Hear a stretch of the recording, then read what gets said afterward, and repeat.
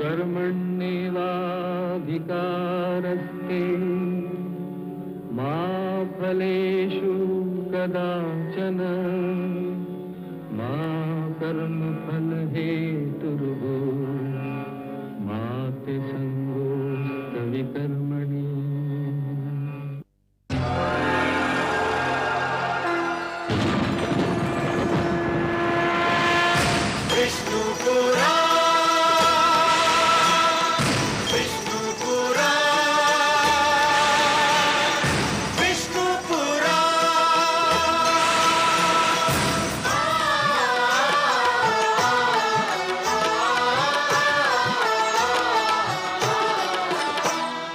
जीव ज्ञान ब्रह्म ज्ञान अथ श्री विष्णु पुराण।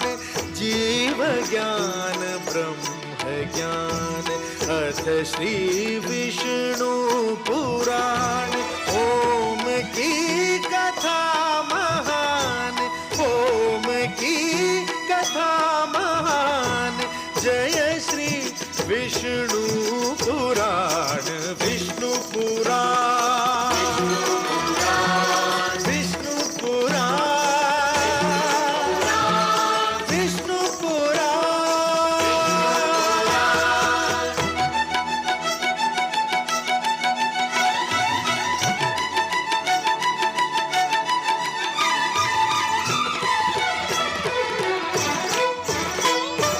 प्रगटे कब तीन लोक, जन्म मृत्यु हर्ष शोक।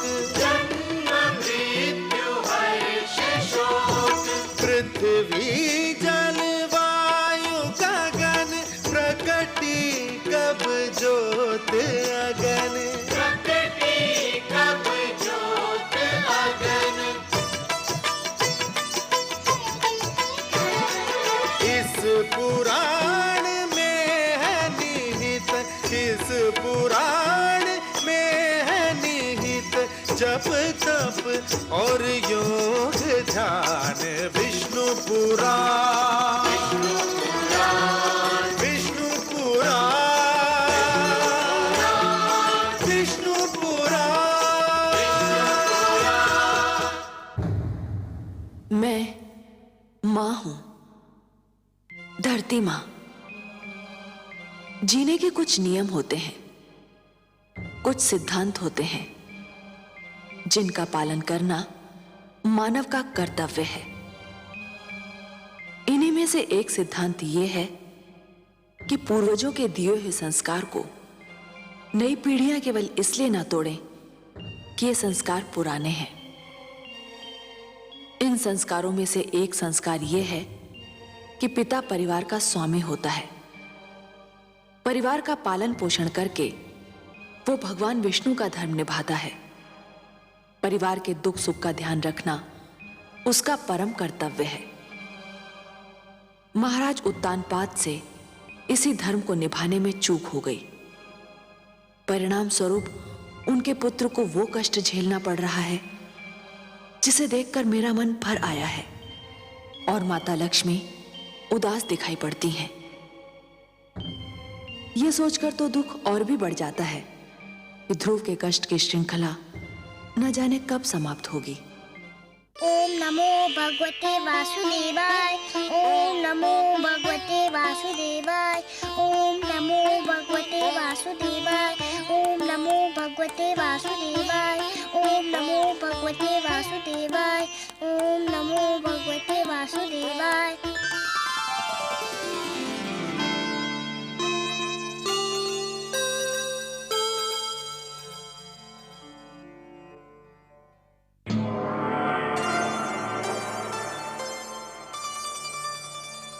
प्रणाम देवी। प्रणाम। हमारे अहोभाग्य कि विष्णु भार्या ने शिवलोक में पधारकर उसे पावन कर दिया। विराजिए। लेकिन देवी, यदि आप मेरे पति भोलेनाथ के दर्शन के लिए पधारी हैं, तो वो इस समय काशी में विराजमान है। मैं आपसे मिलने आई हूँ। तब तो मैं अपने भाग्य पर जितना गर्व करूं उतना कम है देवी। मेरी समझ में नहीं आता मैं इतने महान अतिथि का सत्कार किस प्रकार करूं। ये तो आपकी महानता है जो मुझे इतना सम्मान दे रही हैं। किंतु सत्य तो ये है कि आज मैं शिवलोक में अतिथि नहीं याचक बनकर आई हूँ। एक विनती लेकर उपस्थित हुई हूँ। विनती? कैसी बातें कर रही हैं देवी? आदेश दीजिए, आज्ञा दीजिए। संपूर्ण संसार जानता है शिव के हृदय में विष्णु वास करते हैं। परंतु देवी, आपको चिंताग्रस्त देखकर मुझे आश्चर्य हो रहा है। मन में चिंता बैठी हो तो मुख दर्पण में उसकी छाया आ ही जाती है। जब कोई माँ अपने पुत्र के लिए चिंता करती है तब वो छिपाई नहीं छिपती। माँ, पुत्र? मैं कुछ समझी नहीं देवी। आप किस माँ और किस पुत्र की बात कर रही हैं? मैं अपने पुत्र की बात कर रही हूँ शिव भार्या। आपका पुत्र? ये कैसी पहेली बुझा रही हैं देवी? कोई पहेली नहीं है देवी। आप तो जानती हैं ना, मानव लोक के एक छोटे से बालक ध्रुव ने भगवान विष्णु से मिलने की ठान ली है और इसके लिए वो कोई भी कष्ट उठाने के लिए तैयार हो गया है। जानती हूँ देवी, लेकिन वो आपका पुत्र तो नहीं है। अवश्य नहीं है, पर मैं उसे अपना पुत्र मान चुकी हूँ। उसने भी मुझे माँ कहा है। देवी, यदि मेरे योग्य कोई सेवा हो तो आपकी आज्ञा सिर माथे पर। आदेश दीजिए। नन्हा ध्रुव घने वन में घोर तपस्या कर रहा है। उस वन में भयानक पशु हैं। मुझे भय है मेरे ध्रुव पे कोई संकट ना आ जाए। देवी, वनराज आपके वाहन हैं, उन पर आपका अधिकार है। मेरे ध्रुव पे कोई संकट ना आए, यही प्रार्थना लेकर मैं आपके पास आई हूँ। बस इतनी सी बात देवी। यदि इसी चिंता ने आपको पीड़ित कर रखा है तो इसे अपने मन से निकाल फेंकिए। मैं आपको आश्वासन देती हूँ कि वत्स ध्रुव पर आंच भी नहीं आने दूंगी। आप कितनी महान हैं। त्रिलोक के सबसे बड़े दानी की आप हृदय स्वामिनी हैं। आपका हृदय इतना विशाल है कि जो भी आपसे सहायता मांगने आता है उसे आप निराश नहीं करती। अब मुझे विश्वास हो गया है कि मेरे ध्रुव का अमंगल नहीं होगा। आपकी जय हो देवी पार्वती, जय हो।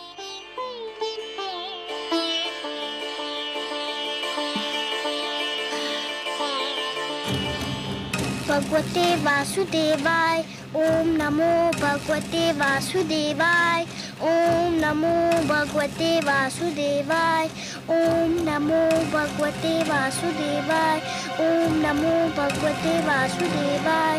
ओम नमो भगवते वासुदेवाय। ओम नमो भगवते वासुदेवाय। ओम नमो भगवते वासुदेवाय। ओम नमो भगवते वासुदेवाय। ओम नमो भगवते वासुदेवाय। ओम नमो भगवते वासुदेवाय। ओम नमो भगवते वासुदेवाय। ओम नमो भगवते वासुदेवाय।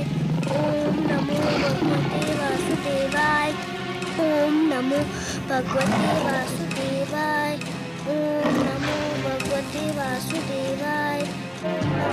ओम नमो भगवते वासुदेवाय। ओम नमो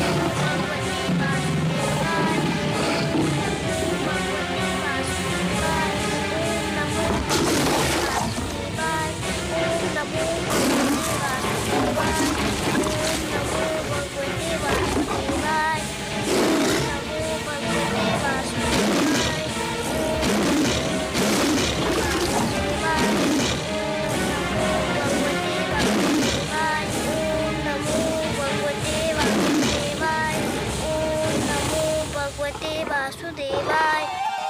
ओम नमो भगवते वासुदेवाय। ओम नमो भगवते धन्य हो पुत्र, वासुदेवाय। धन्य है तुम्हारी ये तपस्या, भगवते तुम्हारा ये विश्वास, तुम्हारा ये दृढ़ निश्चय। वासुदेवाय। पुत्र, तुम्हारी ऐसी तपस्या से तो बड़े बड़े ऋषि मुनि भी सीख लेंगे। तुम्हारा सदैव कल्याण हो, यही मेरा आशीर्वाद है। तुम्हें सदैव सफलता मिले पुत्र, यही मेरी कामना है।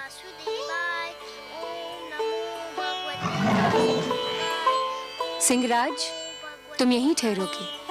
पुत्र ध्रुव पर कोई संकट न आने पाए। नमो भगवते वासुदेवाय। ओम नमो भगवते वासुदेवाय। नमो भगवते वासुदेवाय।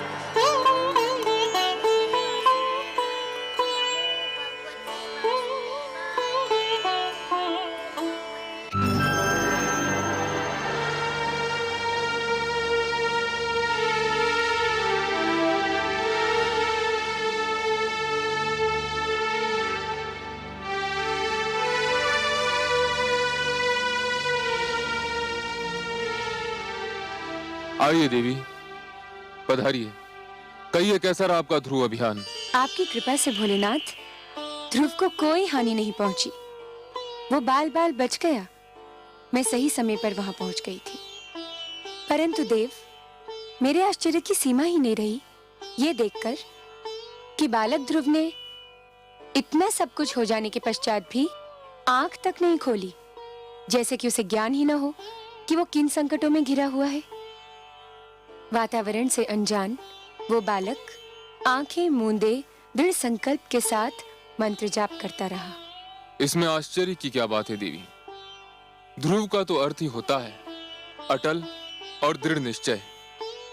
जो अटल है वो ध्रुव है, जिसे कोई अपने स्थान से डिगा नहीं सकता, वही ध्रुव है। कितने भाग्यशाली होंगे वो माता पिता देव जिनका वो पुत्र है। देवी, भाग्य की परिभाषा सभी अपने अपने ढंग से और अपनी अपनी स्थिति के अनुसार करते हैं। बालक ध्रुव के माता पिता अवश्य भाग्यशाली हैं, किंतु यह सत्य अभी तक उन पर विदित नहीं हुआ है। वे स्वयं को इसलिए अभागे समझ रहे हैं क्योंकि उनका पुत्र उनकी आंखों का तारा उनकी आंखों से ओझल हो गया है। तनिक देखिए तो क्या दशा हो रही उन बेचारों की।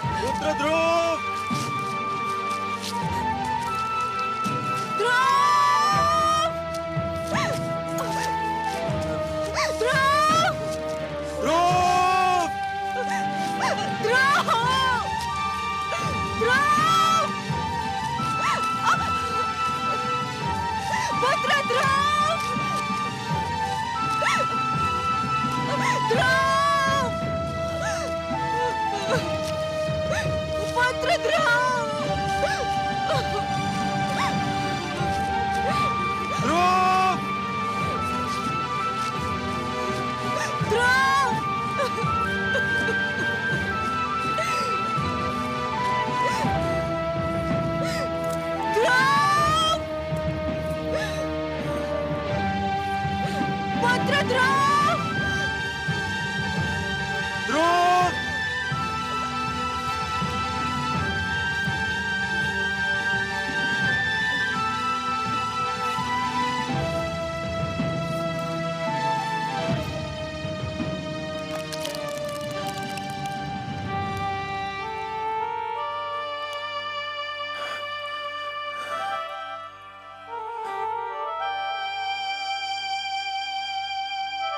नहीं नहीं, हे जल, हम प्यास से तड़प रहे हैं, परंतु हम तुझसे अपनी प्यास कैसे बुझाएं? न जाने हमारे लाडले पुत्र ध्रुव की प्यास तूने बुझाई है या नहीं।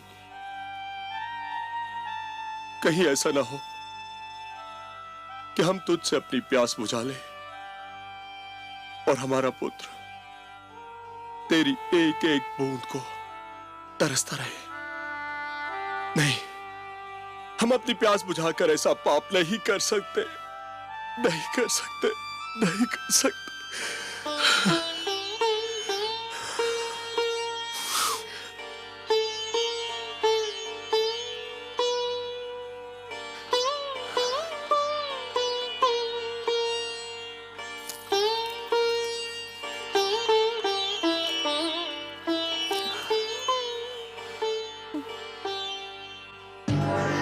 नारायण नारायण।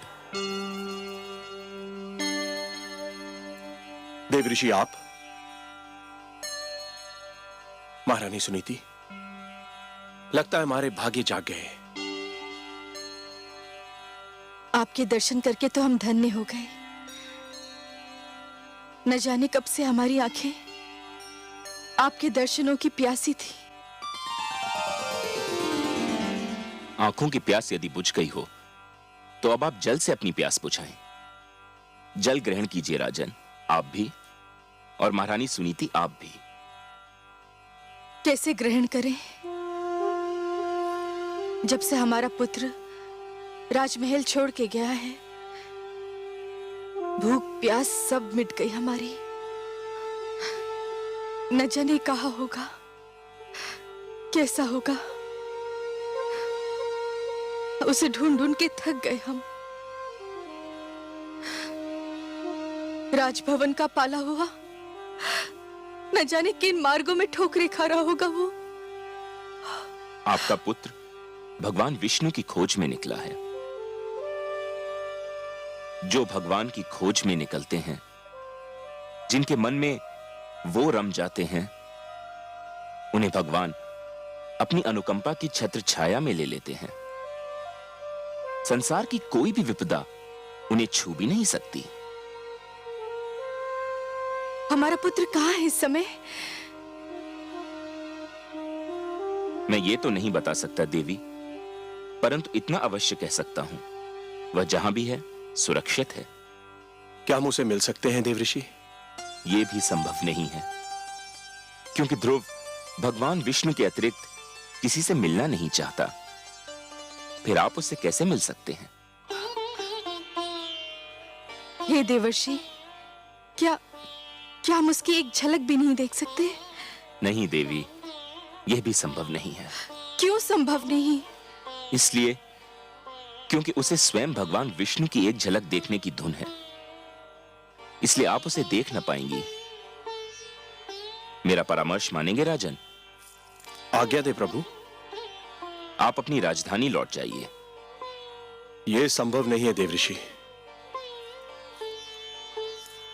मैं प्रण कर कर निकला था कि लौटूंगा तो ध्रुव को साथ लेकर, नहीं तो मैं भी नहीं लौटूंगा। नारायण नारायण। महाराज उत्तानपाद, आप भी विचित्र प्राणी हैं। क्यों प्रभु?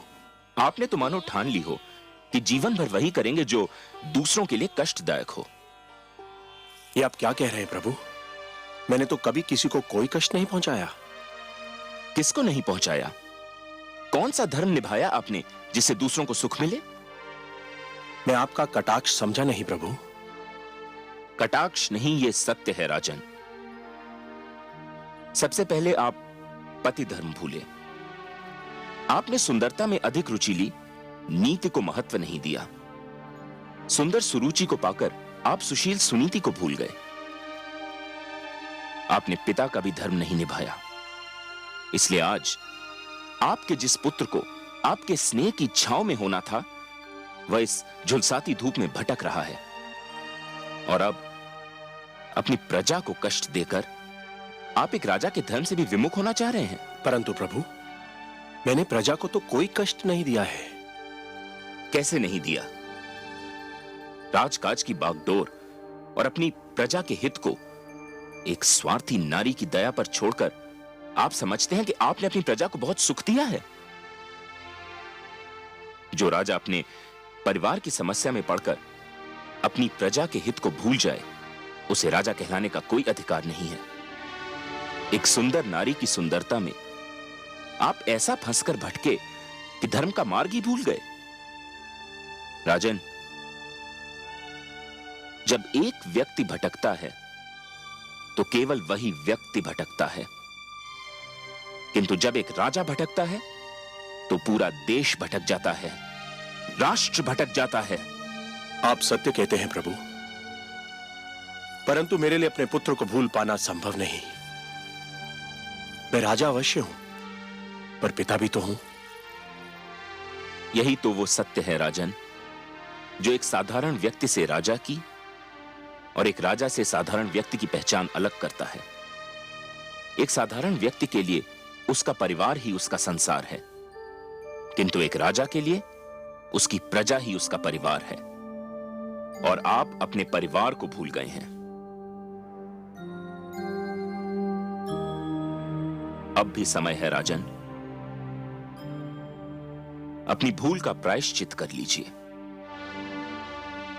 घर लौट जाइए।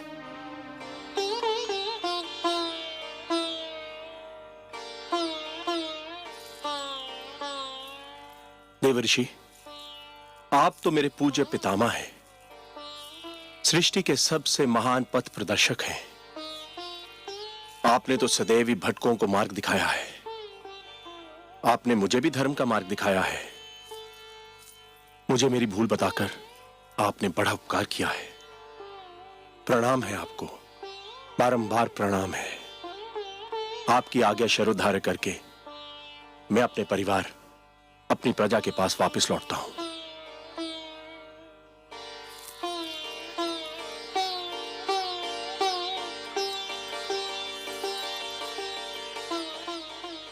चलिए महारानी।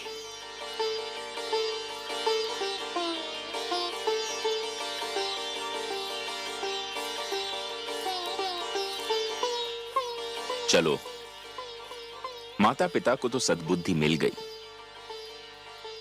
अब देखें ध्रुव की स्थिति क्या है। नारायण नारायण। ओम नमो भगवते वासुदेवाय। ओम नमो भगवते वासुदेवाय। ओम नमो भगवते वासुदेवाय। ओम नमो भगवते वासुदेवाय। ओम नमो भगवते वासुदेवाय। ओम नमो भगवते वासुदेवाय। ओम नमो भगवते वासुदेवाय। ओम नमो भगवते वासुदेवाय।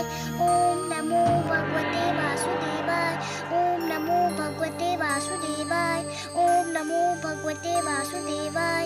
ओम नमो भगवते वासुदेवाय। ओम नमो भगवते नारायण वासुदेवाय। नारायण। गुरुदेव, भगवान विष्णु अब तक नहीं आए। आपने तो कहा था कि इस मंत्र का जाप करोगे तो भगवान विष्णु अवश्य आ जाएंगे। वे तो अब तक नहीं आए। पुत्र, इतना सरल समझ लिया है भगवान विष्णु का इस धरती पर आना? बड़े बड़े ऋषि मुनियों ने तो अपना सारा जीवन इसी तपस्या में लगा दिया, किंतु कुछ ही के भाग्य में भगवान विष्णु के दर्शन लिखे थे। तुम्हारी तपस्या तो अभी प्रारंभ हुई है। मुझे और कितनी तपस्या करनी होगी उनके दर्शन पाने के लिए?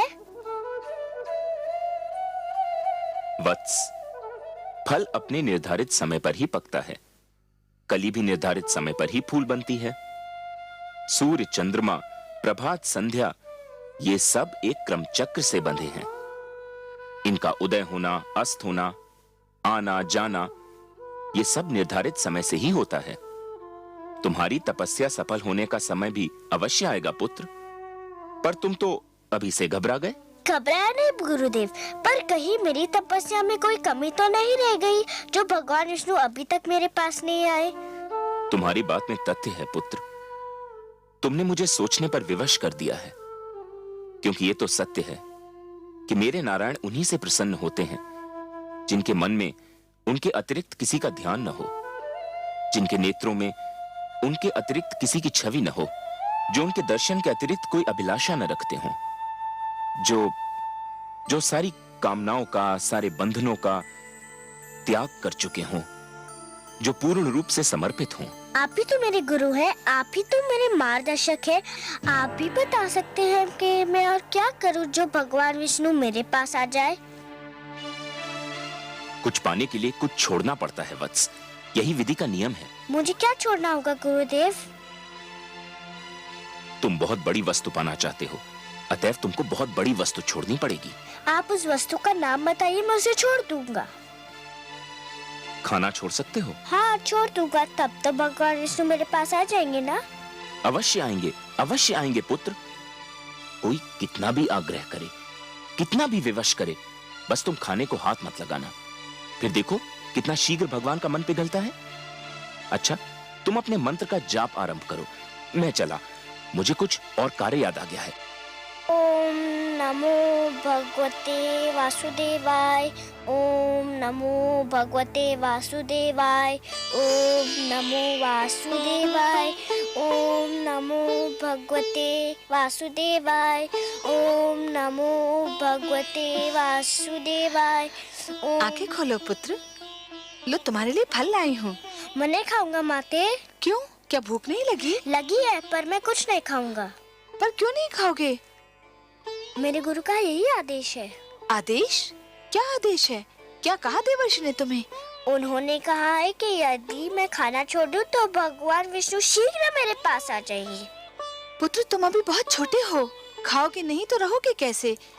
भूख तुमसे सहन नहीं होगी। मैं सहन करूंगा, सब कुछ सह लूंगा, भूखा रह लूंगा, पर जब तक भगवान विष्णु मेरे पास नहीं आ जाते मैं कुछ नहीं खाऊंगा। ओम नमो भगवते वासुदेवाय। ओम नमो भगवते वासुदेवाय। ओम नमो भगवते वासुदेवाय। ओम नमो भगवते वासुदेवाय। ओम नमो भगवते वासुदेवाय। ओम नमो भगवते वासुदेवाय। ओम नमो भगवते वासुदेवाय।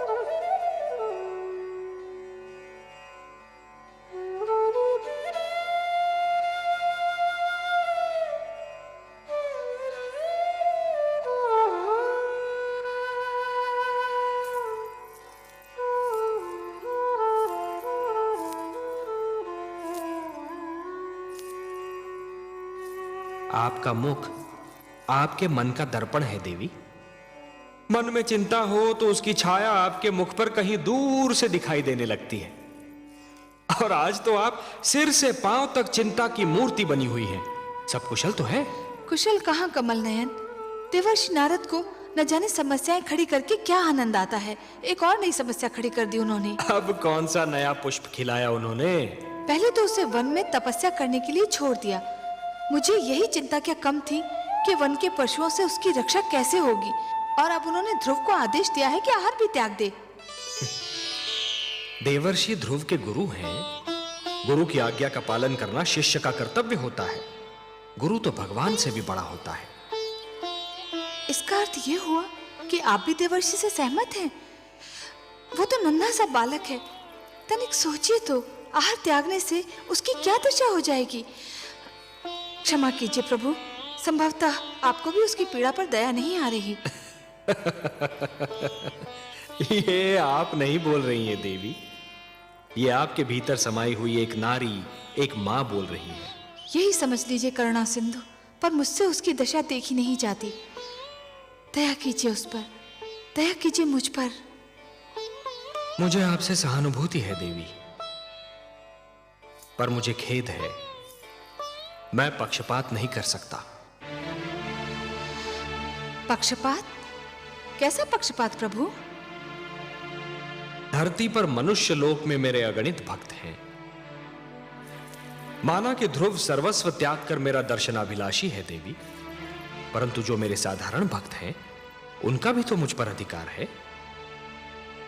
आप तो जानती हैं देवी कि जो भी सच्चे मन से मुझे पुकारे मैं उसी का हो जाता हूं। तो फिर यह कैसे संभव है देवी कि मैं अपने असंख्य भक्तों को भूलकर केवल एक बालक को कृतार्थ करूं? देवी, सूर्य अपना प्रकाश बांटते समय राजा के महल और दीन की कुटिया में अंतर नहीं करता। वर्षा का बादल मधुवन पर बरसता है तो मरुस्थल की प्यास भी बुझाता है। तो फिर यह कैसे संभव है देवी कि मैं अपने भक्तों में पक्षपात करूं? हे महादेवी, ये मत भूलिए कि ईश्वर भी ईश्वरत्व के नियम से बंधा है, और ईश्वरत्व का नियम है समानता। मेरी दृष्टि में समस्त मानव जाति समान है। मैं धरती पर जा अवश्य सकता हूं देवी, किंतु समस्त मानव समूह के कल्याण के लिए, केवल किसी एक के कल्याण के लिए नहीं। चाहे मेरा ध्रुव भूख प्यास से दम ही क्यों न तोड़ दे। मैं आपसे पहले भी कह चुका हूं देवी कि मैं विधाता के कार्यों में हस्तक्षेप नहीं कर सकता। मुझे आपसे सहानुभूति है, परंतु यदि विधाता ने उसके भाग्य में यही लिख दिया हो तो फिर यही होकर रहेगा।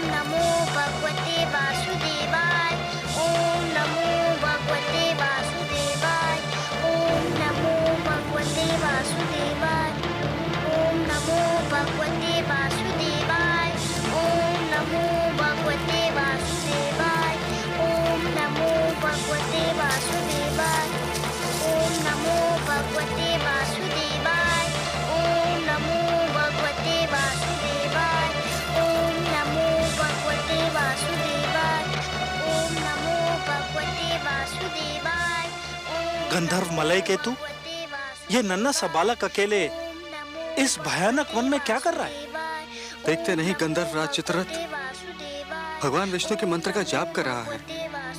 ये बालक अवश्य ही उनका मन जीतने का प्रयत्न कर रहा है।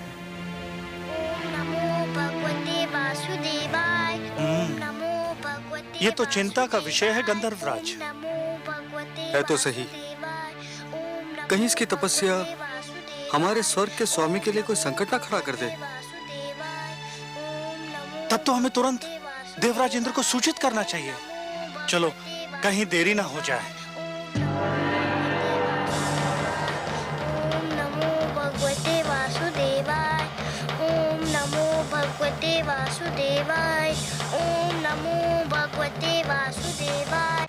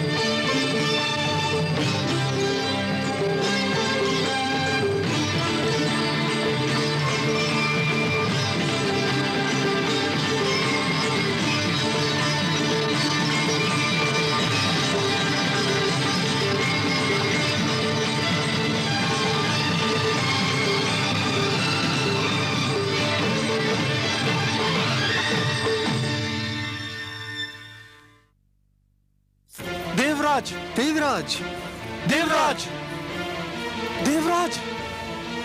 क्या बात है गंधर्वराज चित्ररथ? क्या हुआ गंधर्व मलय केतु? तुम दोनों इतने घबराए हुए क्यों लग रहे हो? क्या कहीं कोई अनर्थ हो गया? अनर्थ हुआ तो नहीं देवराज, पर हो अवश्य सकता है। स्वर्ग पर संकट की छाया है। क्या कह रहे हो? तुम तो लगता है अपना मस्तिष्क ही खो बैठे हो। तुम बताओ मलय केतु, क्या बात है? हम दोनों एक वन से जा रहे थे कि हमें एक छोटा सा बालक भगवान विष्णु की तपस्या में मग्न दिखाई दिया। तो क्या हुआ? उसके सामने फलों से भरी थाली रखी हुई थी। सारे फल सूख चुके थे। इसका अर्थ यह हुआ कि उसने आहार भी त्याग दिया है। बड़ी कठिन तपस्या लग रही थी उसकी। एक बालक क्या और उसकी तपस्या क्या गंधर्वराज? हमें इससे क्या भय? हमारे मन में उसे तपस्या करते देखकर ये भय समा गया कि कहीं वो भगवान विष्णु से इंद्रासन ना मांग ले। मेरा आसन? ये क्या कह रहे हो? गंधर्व मलय केतु सत्य कह रहे हैं देवराज। धरती लोक के वासियों की दृष्टि सदैव इंद्रासन पर लगी रहती है। इंद्रासन इतना महान है कि हर कोई उसे लेना चाहता है। स्वर्ग को कौन नहीं जीतना चाहता देवराज? तुम दोनों ने तो मुझे चिंता में डाल दिया। नारायण नारायण।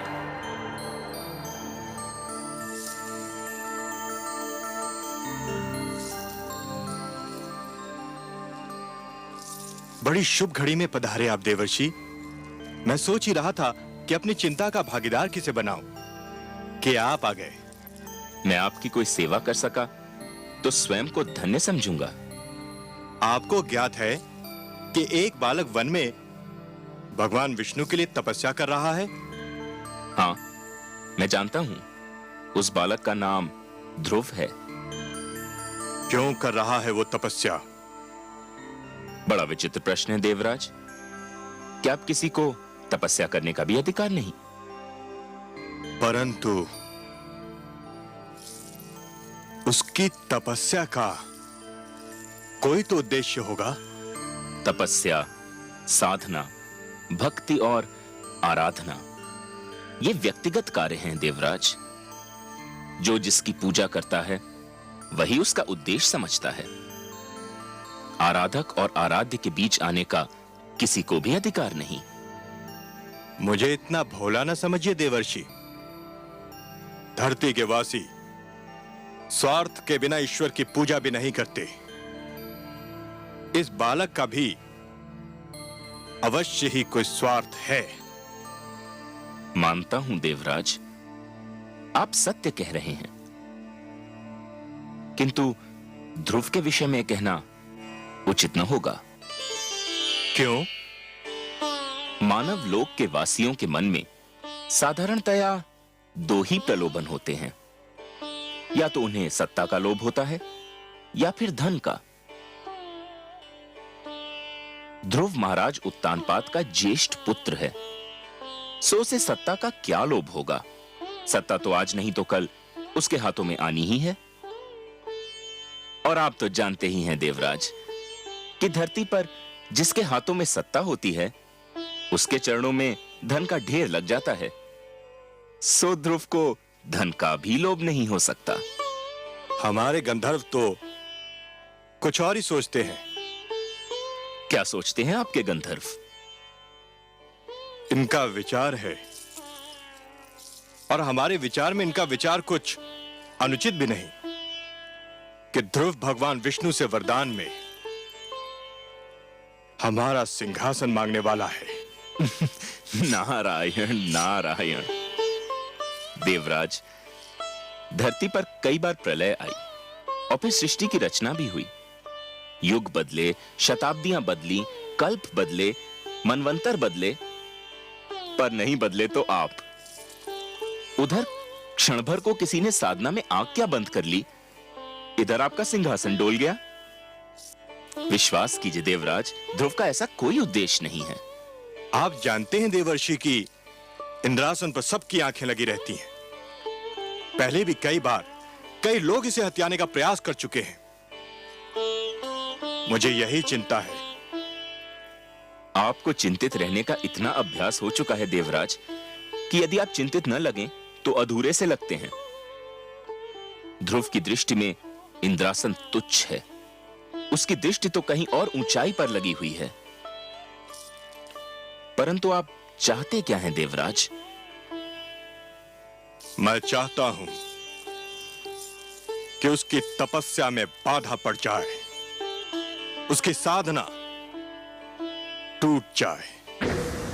आप अपनी इच्छा के स्वामी हैं देवराज, किंतु इतना जान लीजिए कि ध्रुव के मन में जो सूर्य उदय हो चुका है उसे विरोध की कोई भी घटा ढांप नहीं सकती। उसके जीवन में जिस सुगंध ने जन्म ले लिया है उसे कोई भी दीवार रोक नहीं सकती। मैं रोकूंगा उसे, आप देखते जाइए। अवश्य दिखाइए। मुझे तो यूं भी आपकी लीला देखने में बड़ा आनंद आता है। नारायण नारायण। रक्षिता, आज्ञा देवराज। रक्षिता, तुम्हें अभी इसी समय धरती पर जाना है, उस वन में जाना है जहां एक नन्हा बालक ध्रुव भगवान विष्णु के लिए तपस्या कर रहा है। तुम्हें उसकी तपस्या भंग करनी है। जो आज्ञा देवराज। उसकी तपस्या भंग करने का ढंग मैं बताता हूं तुम्हें। ध्यान से सुनो। ओम नमो भगवते वासुदेवाय। ओम नमो भगवते वासुदेवाय। ओम नमो भगवते वासुदेवाय। ओम नमो भगवते वासुदेवाय। ओम नमो भगवते वासुदेवाय। ओम नमो भगवते वासुदेवाय। ओम नमो भगवते वासुदेवाय।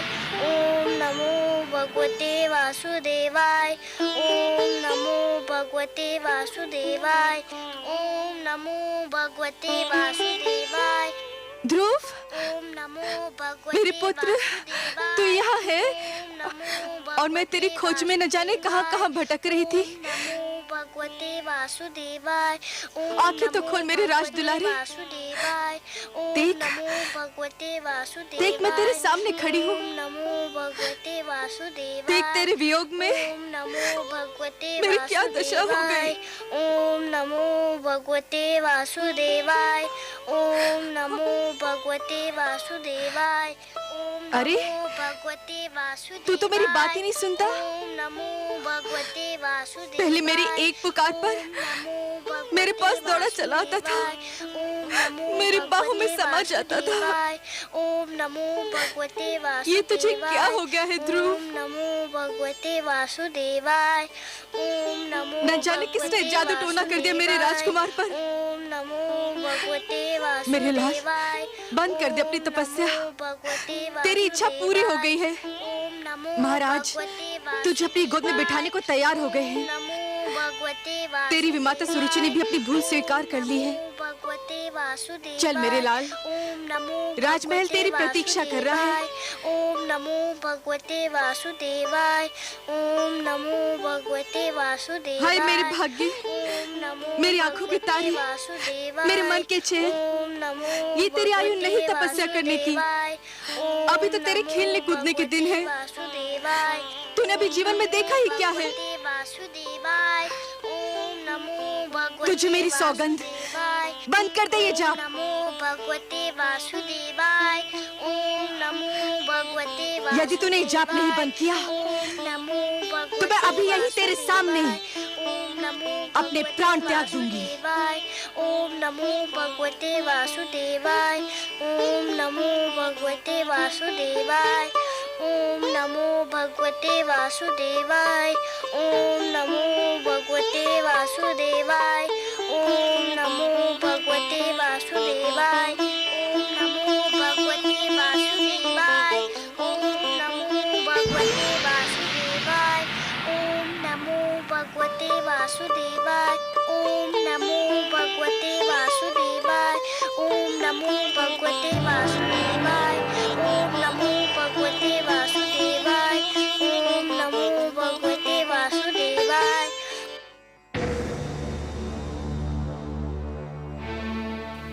तुमने खाना छोड़ दिया है। यदि पानी पीना भी छोड़ दो तो भगवान विष्णु और भी शीघ्र तुमसे मिलने आ जाएंगे। ओम नमो भगवते वासुदेवाय। ओम नमो भगवते वासुदेवाय।